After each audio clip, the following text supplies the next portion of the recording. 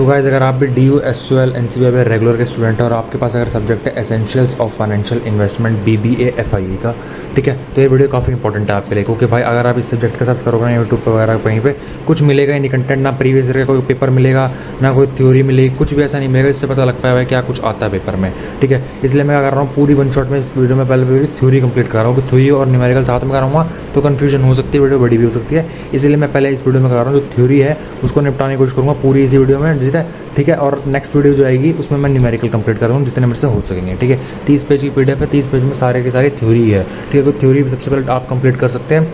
ठीक है, क्योंकि वो आसान भी होती है और मार्क स्कोरिंग भी आप कर सकते हैं, मतलब न्यूमेरिकल अगर आप नहीं करना चाहते तो। ठीक है, शुरू करते हैं। और ये PDF कैसे डाउनलोड करनी है वो मैं वीडियो के एंड में बता दूंगा, फिलहाल वीडियो देख लीजिए, एंड में बता दूंगा कैसे आप डाउनलोड कर सकते हैं PDF को। ठीक है, सबसे पहले आ जाइए भाई पहला चैप्टर इन्वेस्टमेंट के बारे में। ठीक है, काफ़ी सारी बेसिक चीज़ें भी हैं इसमें, तो ठीक है मैं सारी चीज़ें ऐसे ओवर द डेप्थ एक्सप्लेन नहीं करूँगा, बिल्कुल डेप्थ में जाके। आप इतने बड़े तो बच्चे हैं यार, पैसे का लेन देन आपको आता है, आपको थोड़ा बहुत समझाऊंगा, हिंट दूंगा, आप अपने आप भी समझ जाएंगे, बाकी PDF से रीड भी कर सकते हैं। तो पूरा भाई मैं उसमें एक्सप्लेन नहीं कर पाऊँगा, ठीक है, तो अपने आप कोऑपरेट कर लेना। ठीक है, बाकी मैं जितना हो सकेगा उतना ओवरव्यू दे दूँगा।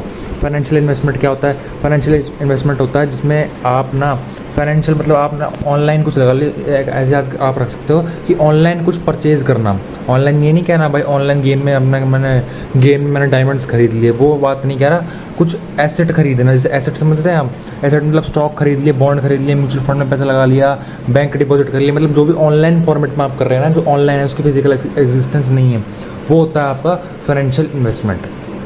दो होती है इन्वेस्टमेंट, एक होती है रियल, एक होती है फाइनेंशियल। रियल इन्वेस्टमेंट तो वो होगी भाई जो रियल में आपके सामने है, मतलब आपने लैंड खरीद ली वो आपके सामने है, वो रियल इन्वेस्टमेंट है आपके लिए। आपने कोई बिल्डिंग खरीद ली वो रियल इन्वेस्टमेंट है, आपके सामने है। आपने कोई मशीनरी में इन्वेस्ट करा है तो भाई वो रियल इन्वेस्टमेंट है, वो आपके सामने मशीन एग्जिस्ट करती है, आप टच कर सकते हैं उसे। और फाइनेंशियल इन्वेस्टमेंट वो होती है जो आपके सामने नहीं है, इंटेंजिबल इन्वेस्टमेंट होती है, कह सकते हैं इसको। ठीक है, आप इसको टच नहीं कर सकते, ठीक है, बड़ी इन्वेस्टमेंट होती है, तो उसे फाइनेंशियल इन्वेस्टमेंट कहते हैं। जैसे कि आप स्टॉक खरीद लिए फ़ोन में, बॉन्ड खरीद लिए, म्यूचुअल फंड में इन्वेस्ट कर दिया, बैंक डिपॉजिट में इन्वेस्ट कर दिया, आप ये कर रहे हैं तो आपकी इन्वेस्टमेंट तो हो रही है पर आप उसको टच नहीं कर सकते, तो इसको फाइनेंशियल इन्वेस्टमेंट कहते हैं, जो मतलब इंटेंजिबल होती हैं, जो मतलब ऑनलाइन फॉर्म में ज़्यादातर होती है। ठीक है, इसमें लिखा भी है और not buying anything physical, directly आप परचेज नहीं कर रहे, और आप कोई इंस्टेड आप पीस ऑफ पेपर बाय कर रहे हैं, मतलब फ़ोन में आपके पास एक कागज़ आ जाएगा, ठीक है, और एक आपके पास वो आ जाएगी कि आपने परचेज़ कर लिया, बस उसकी कोई फिजिकल एक्सिस्टेंस नहीं है कि आपने गाड़ी खरीदी तो भाई गाड़ी घर पर ही आ गई, ऐसा नहीं होता। इन्वेस्टमेंट हो रही है बट फिजिकल को गुड में नहीं हो रही है, ऑनलाइन तरीके से हो रही है, आप समझ गए होंगे।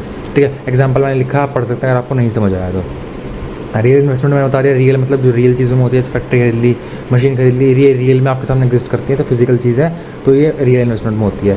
फाइनेंशियल और रियल इन्वेस्टमेंट में दिया हुआ है, बाकी दोनों में डिफरेंस दिया हुआ है। Extend of liability by financial investment में तो जो होती है ना लिमिटेड लायबिलिटी होती है, और रियल इन्वेस्टमेंट में ना होती है अनलिमिटेड लायबिलिटी। कैसे अनलिमिटेड भी नहीं, मतलब हायर लायबिलिटी होती है। कैसे?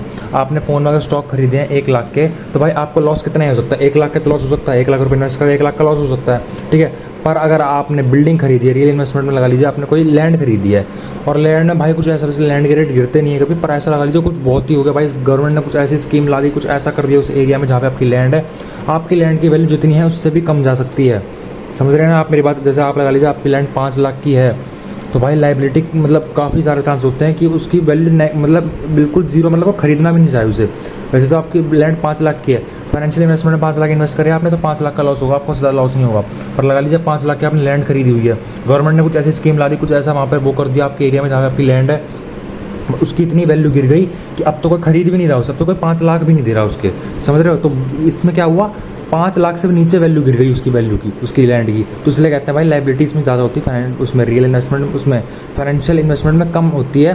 ठीक है, लिमिटेड लायबिलिटी होती है, और रियल इन्वेस्टमेंट जो होती है उसमें ज़्यादा लायबिलिटी होती है, मतलब हायर लायबिलिटी होती है, लॉस जो होने में ज़्यादा वो होता है। ठीक है, और रिस्क भाई वही है, रिस्क भाई उसमें लिमिटेड रिस्क होता है। ठीक है, जितना आपने इन्वेस्ट करा है उसमें उतना ही रिस्क होगा, आपको इसमें रिस्क कम भी हो सकता है, क्योंकि आप डाइवर्सिफाई कर सकते हो। डाइवर्सिफाई मैंने बताया था, एक जगह पे इन्वेस्ट ना करके आप कई जगह पे इन्वेस्ट कर सकते हो, ताकि अगर एक चीज़ डूबेगी ना दूसरी चीज़ तो बचा लेगी आपको। ऐसा नहीं है 5 लाख एक जगह पे लगा दिए, 5 लाख को 50 हज़ार में डिवाइड कर दी 10 जगह पर, तो अब क्या है, डूबने को भाई 2-3 चीज़ पैसा डूब जाएगा, बाकी जगह तो सेफ रहना पैसा, तो ऐसा पैसा सेफ रह सकता है। पर रियल इन्वेस्टमेंट में ना हायर बिजनेस रिस्क होता है, क्योंकि भाई उसमें वैसे ही कॉस्टली चीज़ होती है, तो आप एक ही जगह पैसा लगाते हो सारा, क्योंकि भाई लैंड वगैरह ये महंगी होती हैं, तो आप सारा पैसा एक ही जगह लगाओगे तो डूबने का रिस्क ज़्यादा रहता है कि एक ही जगह पे भाई सारा पैसा आपका लगा लीजिए। आपके घर में एक ही तिजोरी में पैसा रखा हुआ है, मतलब समझ लीजिए चोरी करेगा तो भाई एक बार में पूरा पैसा उड़ जाएगा, और एक ने रखा हुआ है 4 तिजोरियों में पैसा, चोरी होगा तो भाई 1-2 में से हो जाएगा, 1-2 बच जाएंगी ना, तो भाई बात होती है रिस्क कैसी होती है। लिक्विडिटी मतलब कितनी जल्दी कैश में कन्वर्ट हो सकती है। फाइनेंशियल इन्वेस्टमेंट मोर लिक्विड होती है, मतलब जल्दी से पैसे में कन्वर्ट हो सकती है, जल्दी आप सेल करके पैसा ले सकते हो उसका, ठीक है। आपने को स्टॉक वगैरह खरीदे हुए हैं फ़ोन में, ठीक है, आपको भाई मेरे को अभी से लिक्विडिटी चाहिए, मतलब बिल्कुल पैसा चाहिए अभी के अभी, ठीक है, तो आप अभी के अभी सेल कर सकते हो उसको, आपके बैंक में पैसा आ जाएगा, ठीक है। पर रियल इन्वेस्टमेंट में ऐसा नहीं होता। आपके पास बिल्डिंग है, आप ये थोड़ी है तुरंत पैसा लिया होगा कहीं से, बिल्डिंग को सेल करने का सोचोगे, किसी को ढूंढोगे खरीद रहा है नहीं खरीद रहा, बेस्ट वैल्यू सर्च करोगे, बेस्ट मिलेगा, फिर आप बेचोगे उसको, ठीक है। पर तो मतलब काफ़ी देर में लिक्विडिटी होती है, मतलब काफ़ी देर में पैसे में कन्वर्ट होती है चीज़ें, पर फाइनेंशियल इन्वेस्टमेंट काफ़ी जल्दी होती है, ठीक है। इन्वेस्टमेंट के बारे में तो आपको पता है, कहीं पैसे इन्वेस्ट करना होता है तो उसको इन्वेस्टमेंट कहते हैं, ठीक है। इन्वेस्टमेंट कितने टाइप की होती है, एक तो फाइनेंशियल इन्वेस्टमेंट होती है जो मैंने अभी ऊपर बताया, ठीक है, तीसरी बार बता रहा हूँ इसको, ठीक है, आप ऊपर से पढ़ सकते हैं, वही फाइनेंशियल इन्वेस्टमेंट होती है। रियल इन्वेस्टमेंट क्या होती है वही मैंने बता दिया आपको। एक होती है शॉर्ट टर्म इन्वेस्टमेंट, जिसमें आप पैसा इन्वेस्ट करते हैं पर शॉर्ट टर्म के लिए, मतलब क्यों, मतलब फ्यू मंथ्स के लिए करते हैं, मतलब ऐसा नहीं है मतलब लॉन्ग टर्म के लिए कर रहा है, फ्यू मंथ्स के लिए आप लगा लीजिए स्टॉक वगैरह खरीदे आपने, तो आपको भाई नहीं मेरे को 4-5 महीने 6 महीने के लिए खरीदने, फिर मैं बेच दूंगा इसे, तो आपने शॉर्ट टर्म इन्वेस्टमेंट करी। पर लॉन्ग टर्म इन्वेस्टमेंट वो होती है जो आपने बहुत लंबे टाइम तक करी, मतलब कोई बिल्डिंग खरीद ली, कोई लैंड खरीद ली, बहुत लंबे टाइम तक कोई स्टॉक खरीद लिया, बहुत लंबे टाइम तक आपने 4-5 साल तक रखा हुआ, तो लॉन्ग टर्म इन्वेस्टमेंट होती है वो। स्पेकुलेशन होती है, स्पेकुलेशन आप याद रख सकते हैं इसको। स्पेकुलेशन का मतलब ये होता है कि कुछ खरीदना उस मोटिव से कि मैं इसको आगे जाकर बेचूंगा ही।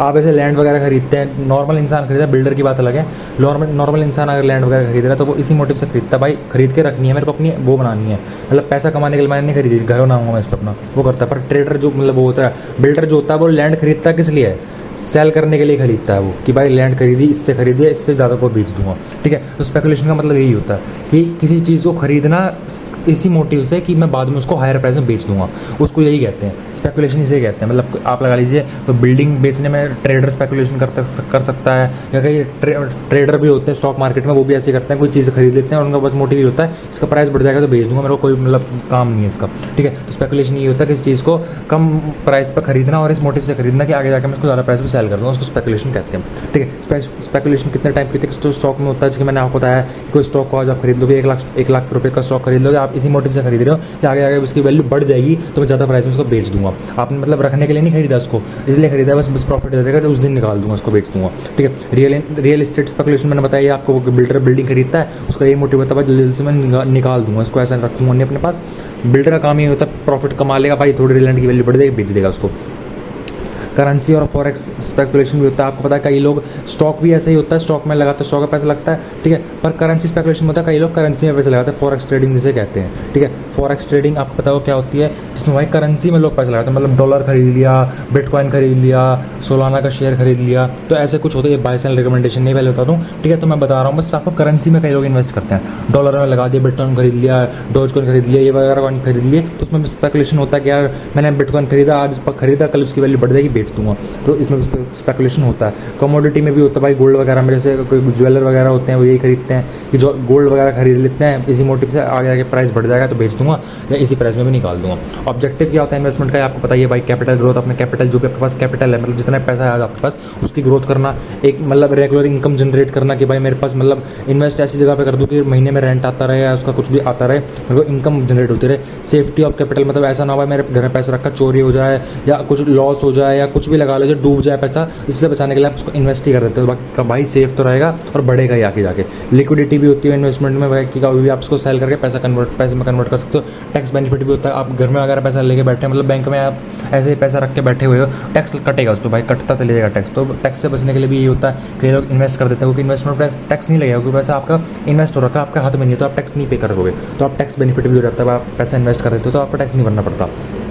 रिटायरमेंट प्लानिंग भी होती है भाई, इन्वेस्टिंग का एक मोटिव ये भी होता है भाई, इन रिटायरमेंट प्लानिंग होती है, कई लोग इसलिए इन्वेस्ट करते हैं, उनको बताता है कि आगे आगे जब रिटायरमेंट मिल जाएगी तो मैं पैसा नहीं कमा पाऊंगा, तो मैं अभी से इन्वेस्ट करना शुरू कर देता हूँ ताकि आगे आगे मुझे पैसा मिल सके। रिस्क रेट आता है, रिस्क रिटर्न ट्रेड ऑफ क्या होता है, ठीक है। जनरली क्या होता है ना, रिस्क रिटर्न ट्रेड ऑफ का मतलब यही है कि अगर आपको हायर रिटर्न चाहिए तो आपको हायर रिस्क बियर करना पड़ेगा, ये तो आपने 12th में पढ़ा है और बेसिक चीज़ है, लाइफ में भी देखी होगी। अगर आपको हायर रिटर्न चाहिए तो हायर रिस्क को आपको फेस करना पड़ेगा, हायर रिस्क लेना पड़ेगा, ठीक है। और अगर आपको लोअर सेफ चाहिए, मतलब आपको चाहिए भाई रिस्क बहुत कम हो, सेफ चाहिए बिल्कुल, तो आपको रिटर्न भी कम मिलेंगे, तो बस यही बात इसमें लिखी हुई है, ठीक है। और आप यहाँ पे लिखा भी हुआ है कि आप एग्जाम्पल पर लिखा पढ़ सकते हैं, ठीक है, ज़्यादा समझाने वाली चीज़ें हैं नहीं, ठीक है। और ये डायग्राम भी आप जैसे इसको समझने के लिए मैंने बनाया हुआ है, ये मत पढ़ना आप ये याद करने लग जाओगे, डिबेंचर वगैरह अनसिक्योर्ड लोन याद करने लग जाओ, नहीं, सिर्फ आपको देखना है, आपको ये देखनी है लाइन बनी हुई है, ये एक ऐसा अपवर्ड स्लोपिंग लाइन बनी हुई है, ठीक है, डिग्री ऑफ रिस्क और रिस्क ऑफ रिटर्न यहाँ पे दिखाया हुआ है। अगर आपको यहाँ पे पॉइंट पे है ना, आप मोर्टगेज लोन, अगर आप मतलब मोर्टगेज लोन एग्जाम्पल के बता रहा हूँ, आप एग्जाम में ऐसा नहीं पूछेगा मोर्टगेज लोन में कैसा रिस्क होता है, रिटर्न होता है, ठीक है।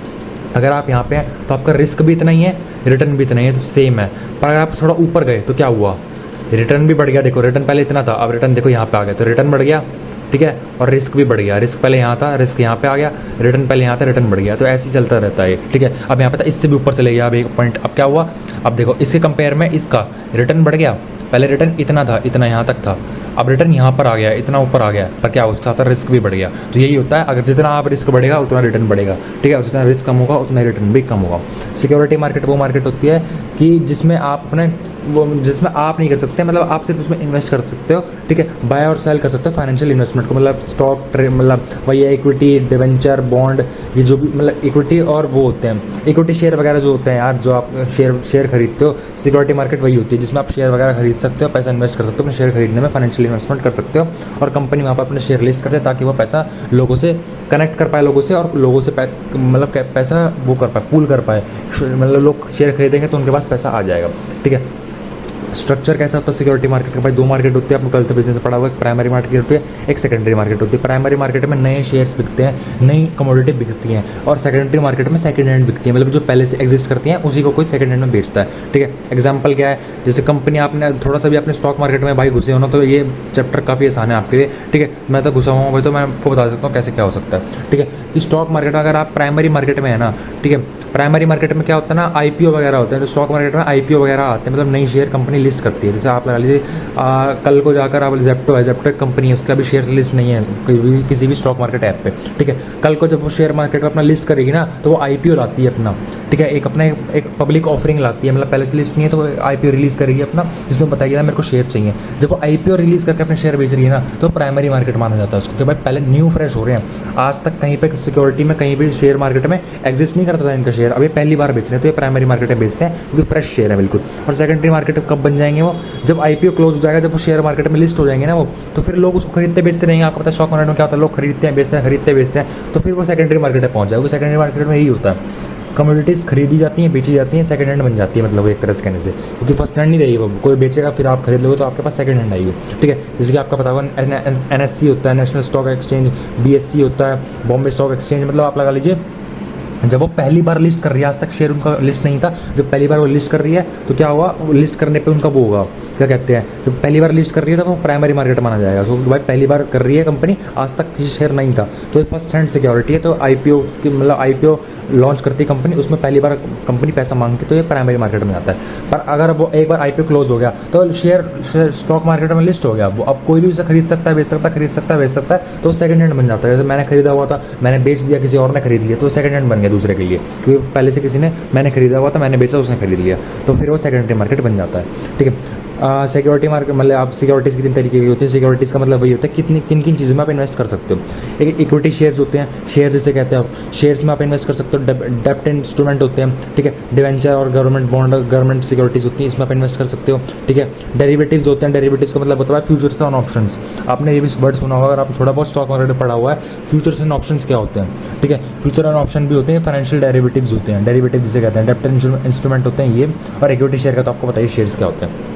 म्यूचुअल फंड में आपको बताया, मैंने बताया भी हुआ है, म्यूचुअल फंड में ये होता है भाई इन्वेस्ट आपका पैसा होता है, बस वो आप नहीं करते तो कोई दूसरा कर लेता है, तो इसको इनडायरेक्ट इन्वेस्टिंग भी कहते हैं म्यूचुअल फंड में इन्वेस्ट करने के लिए। म्यूचुअल फंड नॉर्मल आप इन्वेस्ट करेंगे तो क्या करोगे, आपके पास 1 लाख रुपये, आप अपने स्टॉक मार्केट में अपना आईडी बनाओगे स्टॉक मार्केट किसी भी ऐप में, ठीक है, और आप अपना पैसा इन्वेस्ट करोगे, तो वो डायरेक्ट इन्वेस्टिंग में आता है। पर इनडायरेक्ट इन्वेस्टिंग में क्या आता है, आपका पैसा है पर इन्वेस्ट कोई और कर रहा है आपकी तरफ से, तो उसको म्यूचुअल फंड, मतलब म्यूचुअल फंड में ऐसा ही होता है। म्यूचुअल फंड में क्या होता है, आपको क्योंकि नॉलेज नहीं है स्टॉक मार्केट की, तो आप क्या करते हो, आपके पास पैसा जो भी है आप एक म्यूचुअल फंड में दे देते हो किसी स्कीम में, ठीक है, वो सामने वाला बंदा जो एक्सपर्ट है इस चीज़ों में, वो आपका पैसा इन्वेस्ट कर देगा, ठीक है। तो म्यूचुअल फंड ये होता है, ये सारे इंस्ट्रूमेंट है, सिक्योरिटीज़ है, जिस जहाँ पे आप इन्वेस्ट कर सकते हो, ठीक है।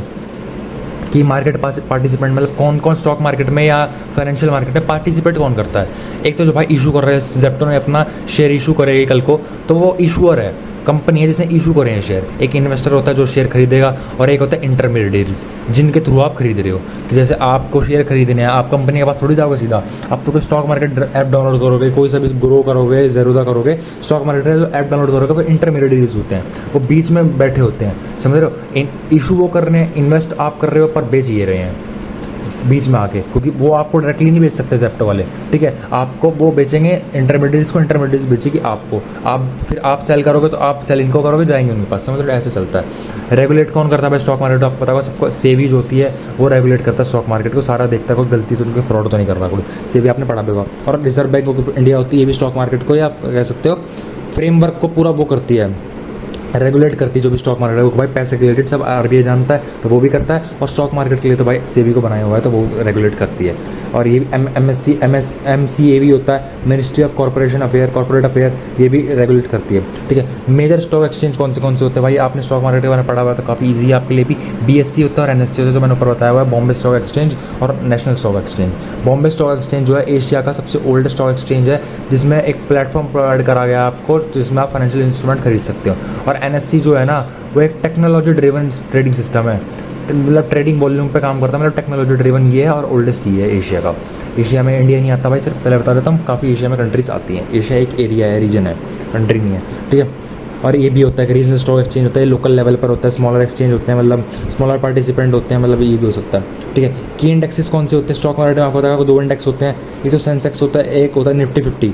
निफ्टी 50 के अंदर टॉप 50 कंपनीज आती हैं, covering 50 major company across the sector, मतलब सब सेक्टर से 50 टॉप कंपनीज होती है, निफ्टी 50 में आती है वो। और सेंसेक्स एक बेंच मार्क है BSE का, जिसमें 30 लीडिंग कंपनीज आती हैं।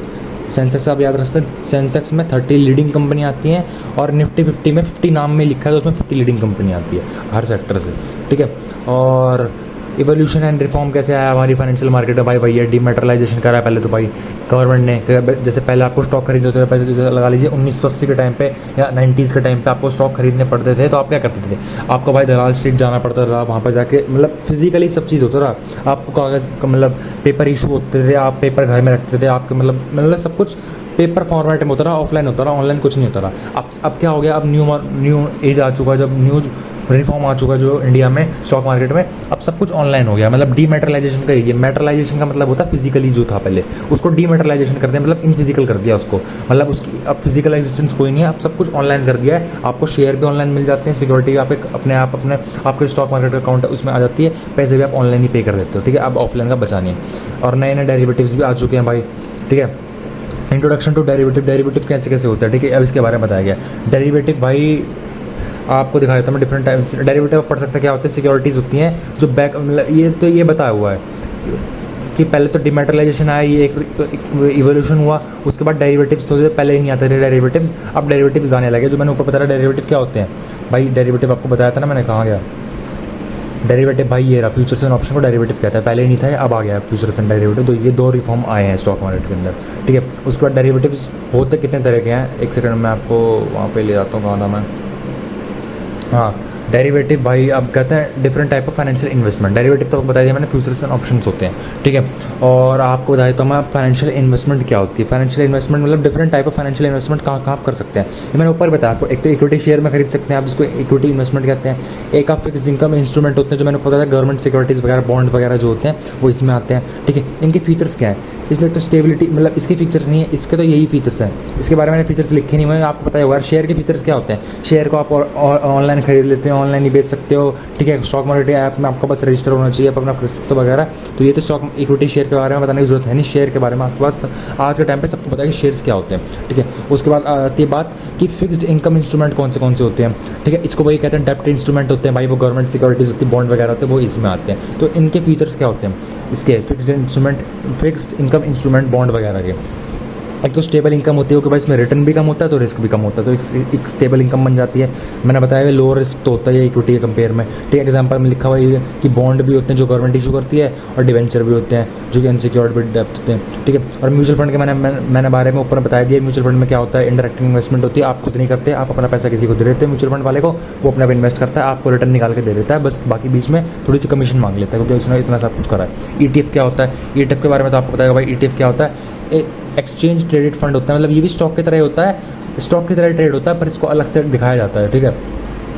फंड्स दैट ट्रैक इंडेक्स, ये इंडेक्स इसको वो करता है, ट्रैक करता है कमोडिटीज़ को, सेक्टर को, हर ट्रैक मतलब हर उसका ना एक ETF होता है। जैसे कि लगा लो टेक्निकल सेक्टर का एक ETF होगा, हेल्थ सेक्टर का एक ETF होगा, जैसे फार्मा सेक्टर कहते हैं, ठीक है, और सर्विस सेक्टर का एक ETF होगा, सब सेक्टर का भी होता है। और लगा लीजिए एक उसका निफ्टी 50 का भी ETF होगा, मैंने बताया था एक निफ्टी 50 होता है, सेंसेक्स का भी ETF होता है, ठीक है। और ऐसे ऐसे सबके मतलब सारे इंडेक्सेस यही होते हैं, NSE BSE नहीं, इंडेक्सेस होते हैं, सेंसेक्स, निफ्टी 50, ठीक है, ये सारे इंडेक्सेस होते हैं। इसको भी ट्रैक करता है, कमोडिटीज़ को भी करता है, सेक्टर्स को भी करता है। जैसे मैंने बताया था फार्मा सेक्टर का भी एक ETF हो सकता है, हेल्थ सेक्टर का वो तो होता ही है, टेक्निकल का भी हो सकता है, सर्विस का भी हो सकता है, सबका ये होता है, ठीक है। गोल्ड का ETF भी हो सकता है जो गोल्ड मार्केट को ट्रैक करेगा। मतलब ये ट्रेड होता है स्टॉक की तरह, पर ये कोई पर्टिकुलर एक चीज़ की नहीं है।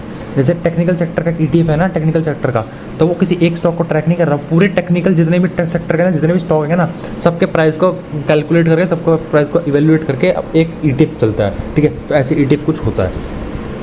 गवर्नमेंट सिक्योरिटीज़ क्या होती है, गवर्नमेंट सिक्योरिटीज़ के बारे में आपको बताया भाई, बॉन्ड वगैरह होती हैं, डेप्ट इंस्ट्रूमेंट जो होती है गवर्नमेंट देती है, ठीक है। इसका रिस्क कम होता है, रिटर्न भी कम ही होगा भाई, ठीक है। रिस्क फ्री इसलिए इसको कहते हैं क्योंकि इसमें रिटर्न भी कम होता है। गारंटीड रिटर्न मिलता है इसमें, एक तो भाई गवर्नमेंट की सिक्योरिटी तो गारंटी रिटर्न मिलता है, वो पहले कहते हैं इतना रिटर्न मिलेगा ही मिलेगा, ठीक है। और सूटेबल फॉर कंजर्वेटिव, मतलब जिसके पास ज़्यादा पैसे नहीं है और वो चाहता बस एक फिक्सिंग बन जाए, उसके लिए सूटेबल होता है ये, ठीक है। ये सब इसके इंस्ट्रूमेंट होते हैं, कौन से गवर्नमेंट बॉन्ड वगैरह होते हैं। रिस्क लेवल बहुत लो होता है और रिटर्न लेवल भी बहुत लो होता है, ठीक है। बस एक रेगुलर इनकम बन जाती है, मतलब रिस्क नहीं होता, मतलब जिसको ले लेना भाई रिस्क नहीं चाहिए, बस पैसा आता रहे, वो इसको कर सकता है, बस सिर्फ पैसा कमाएगा।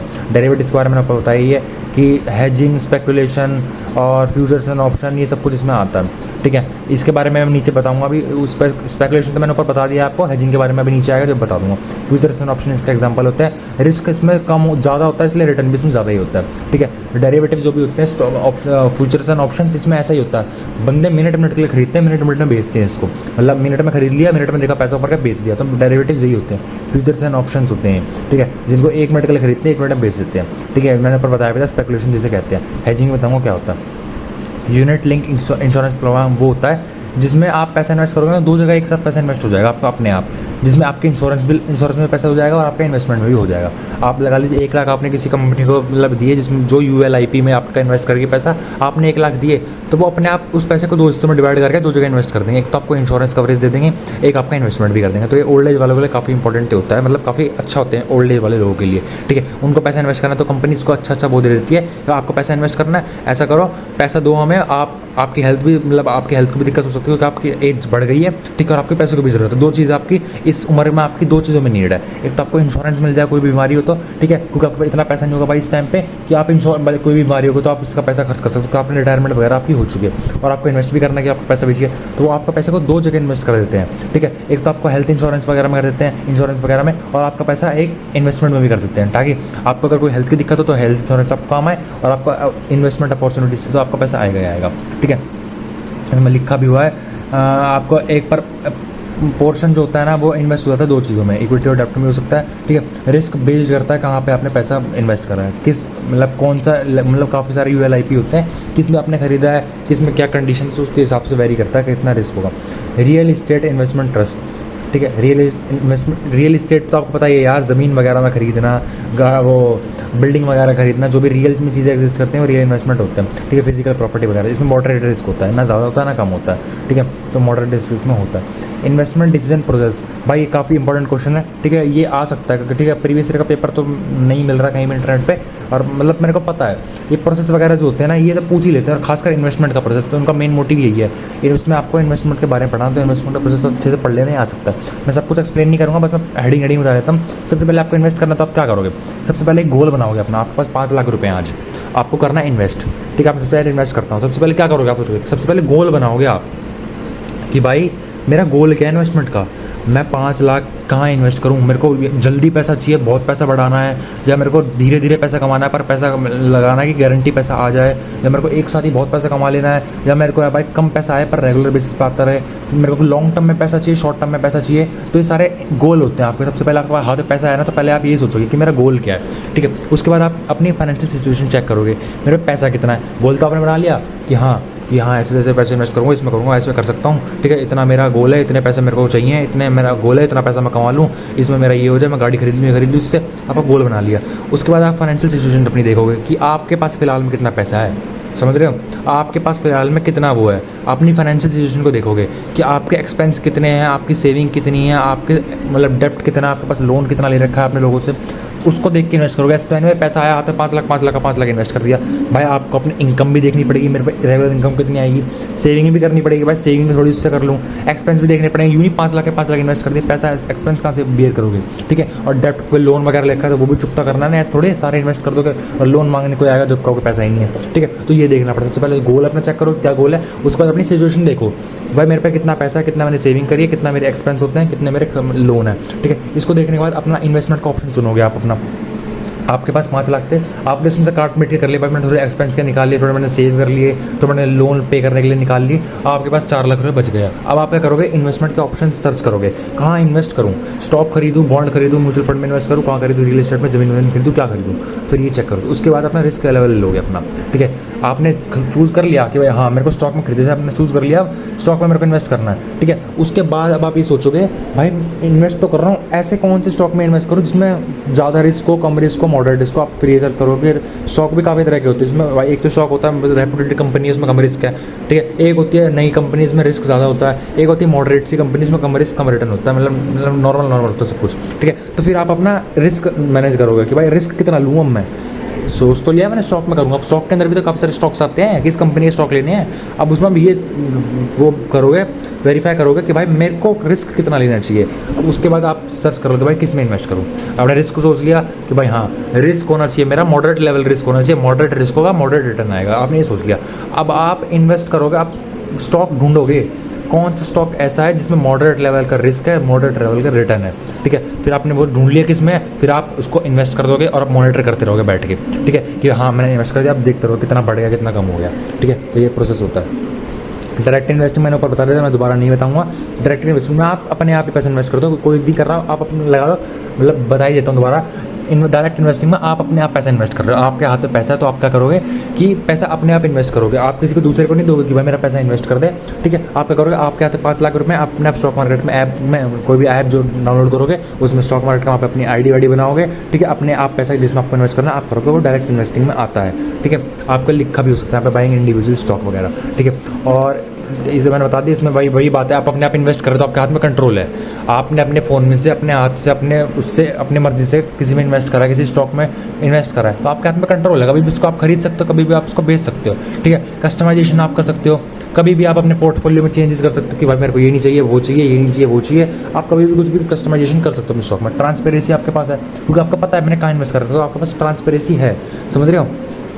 वरना कोई और इन्वेस्ट करता तो आपको पता नहीं होता भाई इसने कहाँ इन्वेस्ट करा, क्योंकि आपने सिर्फ उसको पैसा दिया इन्वेस्ट करने के लिए, ठीक है। पर यहाँ पर क्या है, ट्रांसपेरेंसी होती है क्योंकि आपने खुद इन्वेस्ट करा, आपको पता है कहाँ पैसा इन्वेस्ट है, कितना पैसा इन्वेस्ट है, ठीक है। और तो सब कुछ आपको पता है, कितना रिटर्न आ रहा है, कितना रिस्क है, सब कुछ आपको पता है। तो ट्रांसपेरेंसी है आपके अंदर, ठीक है, क्योंकि आप सारे ट्रांजेक्शन खुद ही कर रहे हो, क्योंकि डायरेक्ट इन्वेस्टिंग में आप खुद ट्रांजेक्शन करते हो। एडवांटेज भाई वही है, किसी बाहर वाले को पैसा नहीं देना पड़ेगा इन्वेस्ट करने के लिए, क्योंकि आप खुद इन्वेस्ट कर रहे हो, ठीक है। हाई रिटर्न कर सकते हो, आप क्या पता भाई आप में अच्छी स्किल से नॉलेज हो तो आप हाई रिटर्न ला सकते हो, ठीक है। फ्लेक्सिबिलिटी है भाई, आप कभी भी कुछ भी चेंजेस कर सकते हो, आपको चाहिए भाई मैं इसको स्टॉक को नहीं खरीदूंगा, उसको खरीदूंगा, इसको भी बेच देता हूँ, इसको खरीद लेता हूँ, तो आपके पास पूरी फ्लेक्सिबिलिटी है।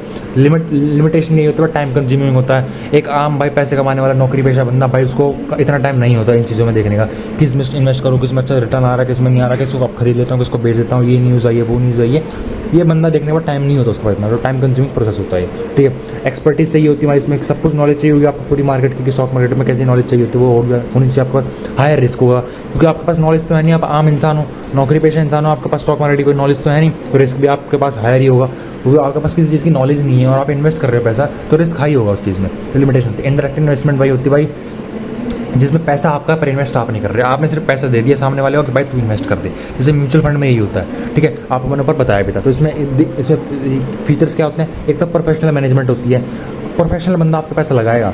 ये नहीं है आपने जैसे वहाँ पे खुद लगा लिया था पैसा डायरेक्ट इन्वेस्टमेंट में, इनडायरेक्ट में आपने पैसा दे दिया। अब जो प्रोफेशनल होगा ना उस कंपनी का म्यूचुअल फंड का, वो अपने आप पैसा लगाएगा। तो एक तो फीचर ये है इसमें प्रोफेशनल मैनेजमेंट आपका पैसा हैंडल करेगी।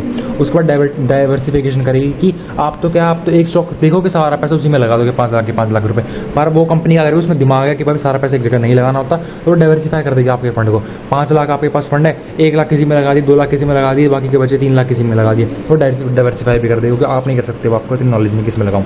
कन्वीनियंस होती है भाई, क्योंकि आपको इतनी हडल लेने की जरूरत नहीं है। आपने पैसा था आपके पास, आपने सामने वाले को दे दिया, अब वो लगा के देगा, वो रिटर्न आपको निकाल के दे देगा। तो आपको कन्वीनियंस भी इतनी दिक्कत भी नहीं होगी, ठीक है। एडवांटेज भाई वही है, कम रिस्क हो जाएगा, क्योंकि अच्छा एक्सपर्ट बंदा पैसा लगा रहा है आपका, तो रिस्क कम आएगा आपके पास।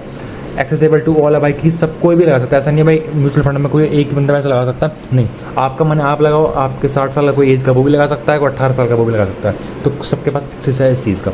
टाइम सेविंग है कि भाई आपको अपने आप से दिमाग नहीं मारना पड़ेगा उसमें, सामने वाले बंदे को पैसे दो, अपने आप दिमाग मार के लगाएगा।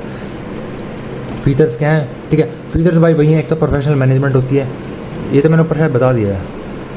अच्छा एक रिपीट हो गया गलती से, ठीक है, ये तो आप पढ़ सकते हैं। लिमिटेशन पढ़ाता हूँ सीधा मैं एडवांटेज के बाद। लिमिटेशन भाई वही है, भाई मैनेजमेंट में फीस भी लेगा वो। आपने अगर कोई थर्ड पार्टी को बंदे को पैसा दिया है कि भाई ले भाई तू मेरा पैसा लगा दे, तब उसमें से वो फीस भी चार्ज करेगा, कहेगा भाई मेरी फीस तो दो इसमें से। अब भाई फीस तो लेगा किसी का काम करने के लिए। लिमिट कंट्रोल आपका कंट्रोल नहीं है उसके ऊपर, पैसा वो लगा रहा है, अब उसकी मर्जी है कहाँ पैसा लगाऊँ कहाँ नहीं लगाऊँ। मार्केट डिपेंडेंसी, रिटर्न जो डिपेंड करता है अब आपका मार्केट पर डिपेंड करता है, ठीक है। और जो फंड मैनेजर है उस पर डिपेंड करता है, आपके हाथ में रिटर्न नहीं है लेना, ठीक है। आपके हाथ में कोई डिपेंड नहीं करता रिटर्न कितना आएगा। आप रिटर्न जो है वो एक प्रोफेशनल जो मैनेजर है उस पर डिपेंड करता है कितना रिटर्न होगा। इसके बारे में मैंने डिफरेंशिएट भी दिया हुआ है, आप पढ़ सकते हैं। मैंने ऊपर दो के बारे में बता दिया है, दोनों के एडवांटेजेस बता दिए, दोनों के लिमिटेशन बता दिए, दोनों के फीचर्स बता दिए। दोनों पढ़ने के बाद आप अपने आप भी बना सकते हो। ये जो होती है ना, ये डिफरेंशिएशन होता है, दोनों का आप अपने आप भी कर सकते हो, डिफरेंशिएट कर सकते हो दोनों के बीच में। मैंने लिखा, बाकी आप पढ़ सकते हैं, लिख सकते हैं। एक्टिव इन्वेस्टिंग वही है भाई, किसी चीज़ में एक्टिवली इन्वेस्ट करना। मतलब आपने खरीदा, मतलब आप एक्टिवली का मतलब होता है आप भाई डेडिकेटेडली आपने सोच लिया भाई अब मैं स्टॉक मार्केट में घुसूंगा, तो आपने नौकरी वोकरी नहीं कर रहे हो। आप एक्टिवली इन्वेस्टिंग का मतलब होता है आप पूरे दिन यही देख रहे हो, पूरे दिन मार्केट को देख लिखा भी हुआ है, कंसिस्टेंटली मार्केट को देख रहे हो, कब मार्केट बढ़ रही है, कब नीचे हो रही है, कब क्या न्यूज़ आ रही है, कब क्या हो रहा है, किसको फाइनेंशियल इन्वेस्टमेंट ये हुई है, किसने क्या ऑर्डर मिला, किसको क्या मिला, आप पूरे दिन ये देख रहे हो, तो उसको एक्टिव इन्वेस्टिंग कहते हैं, ठीक है। उसके फीचर मैंने लिख दिया, वैसे मैंने बता दिया ऊपर, पर आप पढ़ सकते हैं। एडवांटेज वही होता है, आपका बस चांस यही होता है कि हाई रिटर्न कर लो, फ्लेक्सिबिलिटी होती है, कभी बेच सकते हो कभी भी खरीद सकते हो, ठीक है। बाकी मैंने लिख दिया। चैलेंजेस भी वही होते हैं, टैक्स भी, क्योंकि एक्टिवली इन्वेस्टिंग में टैक्स ज़्यादा पे करना पड़ता है, जिसमें आप जल्दी बेच देते हो, ठीक है। डिसीजन गलत भी आप ले सकते हो, आप इतना नॉलेज तो है नहीं, और बाकी लिख के भी आप पढ़ सकते हो। पैसिव इन्वेस्टिंग वो होती है जिसमें आप इन्वेस्ट करते हो लॉन्ग टर्म के लिए, आप एक्टिवली नहीं करते भाई आज खरीदा फिर बेचा, फिर मार्केट की न्यूज़ देखी, फिर किसी का देखा किसको क्या ऑर्डर मिला, गवर्नमेंट ने किसको क्या बोला, किस कंपनी में इन्वेस्ट कर रही है गवर्नमेंट, ये देखते तो एक्टिवली होता है। पैसिवली बंदा होगा चिल बंदा, उसने अगर आप पैसा इन्वेस्ट कर दिया, अब वो बैठा है यार, जो होगा देखा जाएगा, मतलब sell it and forget it, यहाँ पे लिखा हुआ है। यहाँ पे पैसा इन्वेस्ट कर दिया, लगा के पैसा भूल जाओ, ठीक है। कहाँ पैसा हमने लगाया हुआ है भूल जाओ, देखो मत मार्केट को, अपने आप पैसा 4-5 साल बाद देखना, ठीक है। वो होती है पैसिवली इन्वेस्टिंग, ठीक है। पैसिव इन्वेस्टिंग जिसे कहते हैं, इसके बारे में लिखा भी, फीचर्स भी लिखे हैं, एडवांटेज मैंने लिखे हैं, चैलेंजेस में लिखे हैं, आप पढ़ सकते हैं। डाइवर्सिफिकेशन मैंने बता दिया आपको, डाइवर्सिफिकेशन में वही होता है आप एक जगह पैसा ना लगा के उसी पैसे को डिवाइड करके कई जगह में लगाए थे। जैसे आपके पास 5 लाख रुपए, 5 लाख के 5 लाख एक ही शेयर के ऊपर लगाने से बढ़िया है आपने एक शेयर पे 2 लाख रुपए लगा दिए, एक शेयर पे 1 लाख रुपए लगा दिए, एक शेयर पे 3 लाख रुपए लगा दिए, तो ऐसे आपने 3 जगह पैसा बांट दिया। कोई डूबेगा तो एक शेयर डूबेगा ना, या 2 डूब जाएगा, 3 और से थोड़े डूब जाएंगे, तो ऐसे होता है, उसको डाइवर्सिफिकेशन कहते हैं, ठीक है। तो ये डाइवर्सिफिकेशन के बारे में बता दिया आपको। पर्पस मैंने बता दिया, पर्पस इसका ये होता है। मेथड कैसे होता है, आप एक तो एसेट को कर सकते हो कि स्टॉक बॉन्ड में डाइवर्स कर सकते हो पैसे को, कि भाई एक सेकेंड, कि आप डाइवर्सिफिकेशन या तो कर सकते हो, आपने अगर 5 लाख रुपए थे, 2 लाख स्टॉक पे लगा दिए, 3 लाख इस पे लगा दिए, ऐसे डाइवर्सिफाई कर दिया। या आप जोग्राफिकली कर सकते हो, भाई आधे मैंने डोमेस्टिक लेवल पे लगा दिया, आधे मैंने इंटरनेशनल लेवल पे लगा दिया, जो भी डाइवर्सिफिकेशन होगी भाई, पैसा 2 हिस्सों में डिवाइड हो गया। या आप ऐसे भी कर सकते हो कि भाई मैंने एक फार्मा सेक्टर में लगा दिए थोड़े पैसे, एक सेक्टर थोड़ा सा मैंने भाई टेक्निकल सेक्टर में लगा दिए, एक थोड़ा सर्विस सेक्टर में लगा दिए, तो यहाँ भी डाइवर्सिफिकेशन हो सकता है। 3 तरह की होती हैं, ठीक है। मैंने बेनिफिट वगैरह बताया दिए। इसके हैजिंग क्या होता है, हैजिंग मैंने ऊपर बताया था। हैजिंग होता है ना, आप ना रिस्क कम करने के लिए हैजिंग इस यूज़ करते हो, लगा सकते हो। हैजिंग क्या होता है बता देता हूँ। आपने किसी चीज़ में लगा लो 4 लाख रुपए लगाए हैं एक स्टॉक के ऊपर, लगा लो जोमेटो का स्टॉक है, बाय सेल रिकमेंडेशन नहीं है, जोमेटो का स्टॉक में आपने पैसा लगाया है 4 लाख रुपए, ठीक है। अब आप क्या करोगे ना, 4 लाख रुपए आपने उसमें लगा दिया, तो अब क्या करोगे ना, आपको पता है रिस्क है भाई, कभी भी डूब सकता है, मेरे को पूरा लिस्ट लगा लियो आपने, 4 लाख रुपए लगा दिए, ठीक है, कल को भाई मार्केट बहुत गंदी तरह से डूब गई, ठीक है, तो उसमें क्या हुआ, आपके 4 लाख रुपए से मतलब लगा लो 2 लाख रुपए उड़ जाएंगे एकदम से। आप कहने का मतलब एग्जांपल दे रहा हूँ, अगर 2 लाख रुपए उड़ जाएंगे, अगर आपने देखा भाई एकदम से 50% से मार्केट गिर गई, आपके भी पैसे 50% से कम हो जाएंगे, 4 लाख था 4 लाख का 2 लाख बचेगा, 2 लाख का लॉस हो जाएगा आपको, तो आपको 2 लाख का लॉस बियर करना पड़ेगा। पर हैजिंग में क्या होता है ना, आप उसके साथ साथ एक और चीज़ बाय कर लेते हो, जैसे आपने 4 लाख तो लगा दिया स्टॉक में, आप क्या करोगे, एक कॉल मतलब एक पुट ऑप्शन बाय कर लोगे। पुट ऑप्शन क्या होता है ना, पुट ऑप्शन में उल्टा काम होता है, उसमें जो होगा ना, आपका जैसे प्राइस गिरेगा ना स्टॉक का तो आपको पैसा मिलेगा। जनरली क्या होता है, स्टॉक का प्राइस बढ़ता है तो आपको पैसा मिलता है, पर पुट ऑप्शन उसका उल्टा होता है, पुट ऑप्शन में पैसा गिरेगा तो आपको पैसा मिलेगा। तो आपने क्या करा, एक तो जोमेटो में 4 लाख रुपए लगा दिए और जोमेटो का पुट ऑप्शन खरीद लिया।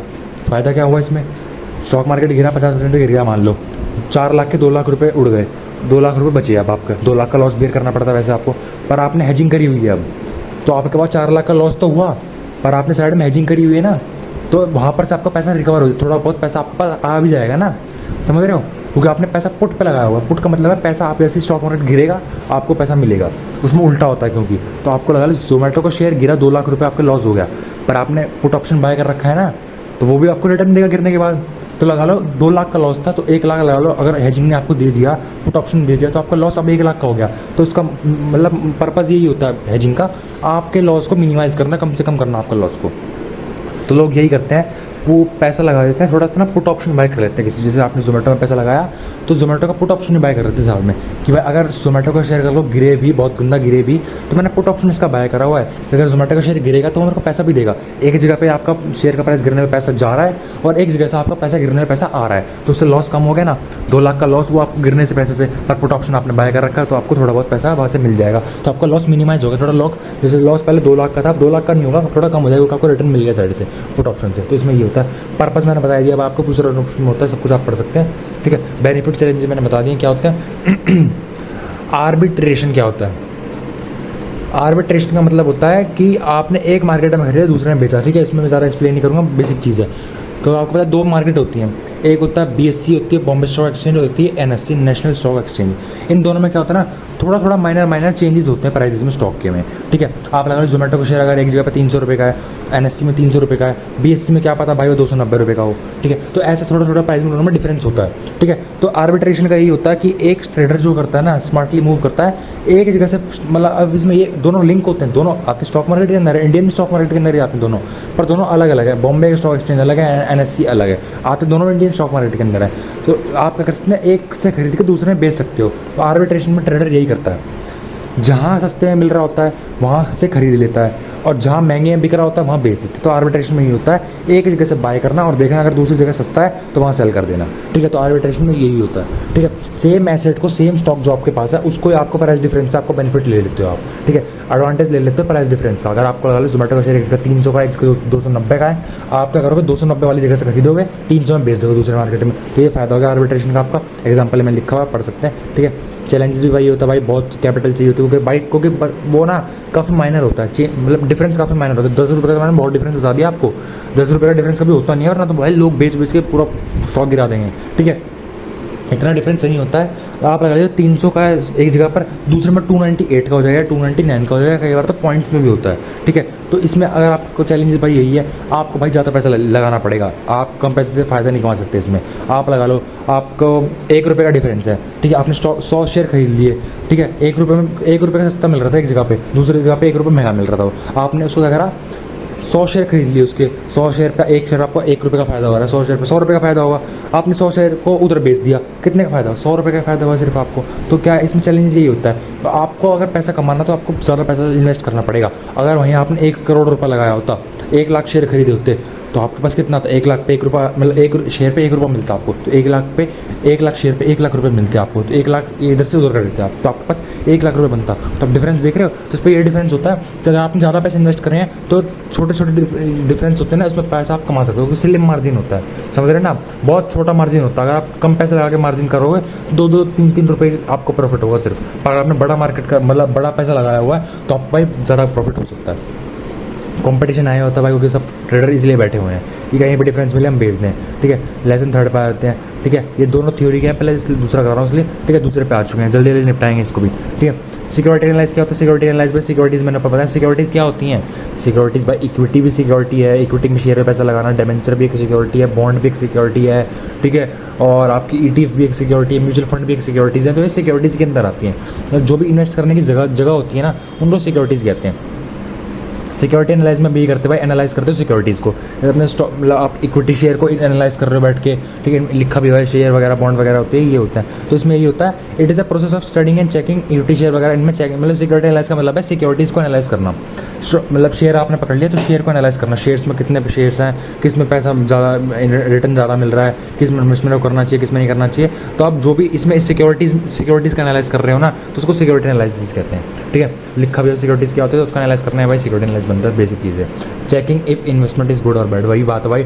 सिक्योरिटी एनालिसिस का मतलब ये, तो जो भी सिक्योरिटी में आप पैसा इन्वेस्ट कर रहे हो उसका एनालाइज करके ही चेक करना कि भाई वो इन्वेस्टमेंट जो है सही जगह पर हो रही है, नहीं हो रही, सही है नहीं है। फंडामेंटल इन्वेस्टमेंट ये होती है जिसमें आप भाई उसकी कंपनी का बैकग्राउंड देख के, कंट्री का बैकग्राउंड देख के इन्वेस्ट करते हो। क्योंकि आपको पता है भाई कि आपका ऐसा तो है नहीं कि भाई पैसा इन्वेस्ट कर रहे हो और पैसा अपने आप जो कंपनी की परफॉर्मेंस पे बढ़ता है। आपने जोमेटो पे इन्वेस्ट करा पैसा, ये नहीं है कि भाई कंपनी अच्छा परफॉर्म कर रही तो आपका पैसा बढ़ेगा। कई बार होता है भाई, उसने कंपनी अच्छा परफॉर्म करा पर वॉर होना शुरू हो गई कहीं पे, लगा लो स्टॉक मार्केट गिर जाता है एकदम से RBI ने 5,000 के नोट बैन करे थे, एकदम स्टॉक मार्केट गिर गया था। तो ये होता है ना फंडामेंटल, इसका मतलब यही होता है कंपनी का फाइनेंशियल देखो कि कंपनी कैसा परफॉर्म कर रही है वो देखिए, पर साथ साथ में भाई आपस में इधर उधर की चीज़ें भी देखो, कंट्री में क्या हो रहा है, इकोनॉमी में क्या हो रहा है, सोसाइटी में क्या हो रहा है, कंपनी में, मतलब सब कुछ देखना पड़ता है, ठीक है। तो वो होता है फंडामेंटल एनालाइज करना। इकोनॉमिक एनालिसिस नहीं होता भाई, कंपनी की इकोनॉमिक स्टेट देखना, मतलब इकोनॉमिकली कंट्री कैसी है।